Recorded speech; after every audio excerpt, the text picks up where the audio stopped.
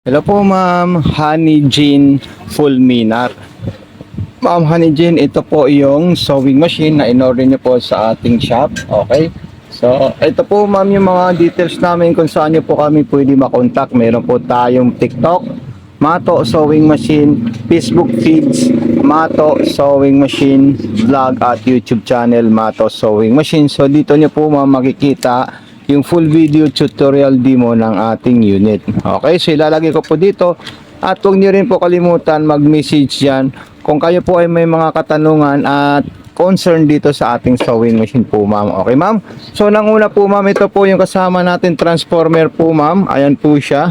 At dito po natin isasaksak yung wire ng ating sewing machine po ma'am. Okay? So bibidyoan natin yan kung paano po natin siya ipo-full setup po ma'am. So ito po siya ma'am, panoorin niyo po ito na maigi para meron po kayong guide. Ayan, sinaksak ko na po siya ma'am. At ito pong saksakan ng ating transformer sa regular outlet natin na 220 po ma'am. Okay?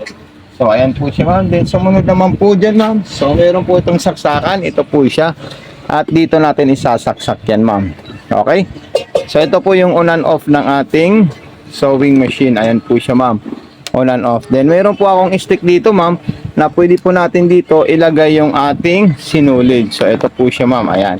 Ilalagay po natin dito yan ma'am, okay? So wag po nakatulak dito, kailangan doon po yun sa dulo. Minsan kasi magre-refill tayo, dito po siya ma'am. Refilling thread. Tulak natin doon at tayo po ay maglalagay ng sinulid. So ayan, so napakagandang sewing machine po yan. Napaka-kinis, inverter type at napaka-smooth. Ito po yung mga freebies natin ma'am. Ayan, kompleto na po yan ma'am. Okay, kung ilalagay nyo po, meron pong drawer dito, pwede nyo po ilagay dito yung lahat ng accessories gamit ng ating sewing machine po ma'am. Okay, so kukuha po tayo ng sinulid para po matesting natin yung sewing machine natin. Okay ma'am, so dito po tayo ma'am magre-refill ng sinulid ma'am. Itatali natin yung ating sinulid ha. Tatandaan nyo po yan. Ito po yung refilling thread natin. Tapos itutulak natin doon. Then, pipindutin natin yung button natin dito ma'am. Ayan. Ito po ma'am yung button start natin dito na bilog na malaki. So ayan. So magre-refill muna ako ng sinulid po ma'am. Kikita niyo po siya, nagre-refill ako at nagpupundo po ako ng sinulid. So ayan po siya ma'am, nakapagpundo na po ako ng sinulid. So ito po siya ma'am, tatanggalin natin.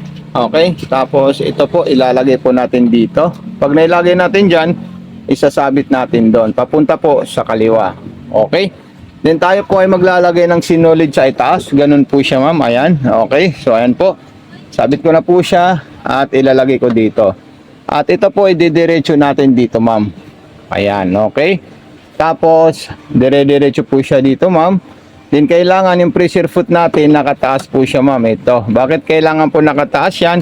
Para po bumuka po yung tension. So ayan. Sasabit natin dito. Meron po tayong hook na maliit doon na sa loob na bakal. At doon po natin isasabit. Then, dire-diretso na po ma'am sa butas ng karayom. Okay. Okay po ma'am, ang pagpasok ng tama, papunta po sa likod yan ma'am. Ayan. Sa likod po siya ma'am, kukunin. Galing dito, papunta po dun sa likod, yung procedure.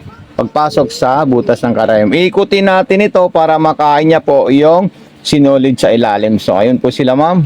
Ayan. So, kailangan yung lahat ng sinulid natin galing sa bobbing at galing sa karayom, mahaba po yun ma'am. Ayan, so ito po yung ano natin ma'am. Pag kukunin natin ito ma'am, nilagay ko po siya ma'am. Kunin natin, meron po tayong pin at dito po natin siya kukunin. Ayan, okay.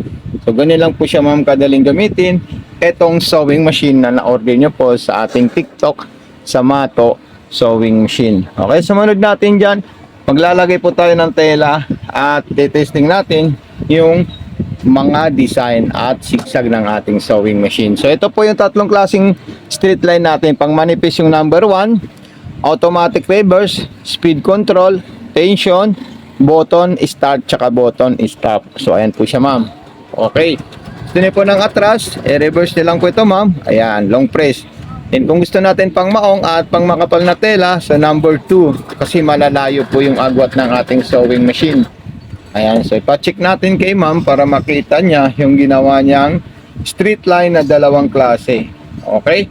Kasi yung 1 at saka 3 parehas lang po yan para sa manipis at para sa cotton. So ayan po siya ma'am. Sumunod natin dyan ma'am, tayo po ay magsisigsag. So pipili po tayo ng zigzag na gusto natin. Yung number 7 para sa mga cotton at maninipis na tela. Tapos yung number 8 para sa maong at cotton na tela. Ayan. Okay, so ayan po siya ma'am. Then sumunod naman po dyan ma'am, kung gusto niyo po ng pang-garterize, yung 9 at saka 10. Pwede niyo po yan gamitin po ma'am. Okay, so ayan. So gawa po tayo ng pang-garterize na number 9. Napakaganda po at napakahusay po itong sewing machine natin. Pang-garterize na number 10. Ayan. Tapos mayroon po yan button holder. Ibig sabihin yung button holder, pwede niyo po yung gamitin kung kayo po ay magbuboton at gagawa ng walis. Ayan. So napakahusay talaga to ma'am. Okay. So ayan. Then gawa tayo ng button holder niya po ma'am. Unang gagawin natin yung procedure, yung easy para makita natin muna yung hangganan. Pupunta naman po tayo sa letter D para paabante po ang hatak ng ating sewing machine na matapos niya yung button holder natin po ma'am. Ayan, so grabe ang solid at ang ganda. Tapos letter B, paatras na po siya ma'am. So, talagang napakahusay itong sewing machine natin. Ayan. Okay, so ito na po siya ma'am. Kikita nyo po yung ginawa po niya. At mayroon pa po yung mga iba't ibang klaseng design po ma'am. Napaka-solid na yan. Lahat po yan, pwede nyo po ipagawa. Meron siyang double straight line, meron siyang edging, at meron siyang double zigzag. Dito tayo sa double straight line, yung number 4. Ayan, then yung edging niya, number 5. Then yung double zigzag, number 6. Talagang napaka-astig na sewing machine po ito ma'am. Okay, so magpapasalamat po ako sa iyo ma'am dahil kayo po ay nag-check out sa Mato Sewing Machine sa ating TikTok shop. So thank you so much po ma'am Honey Jean Fulminar sa ating unit sa pagtitiwala sa Mato Sewing Machine. So thank you so much. God bless and more power po ma'am Honey Jean Fulminar.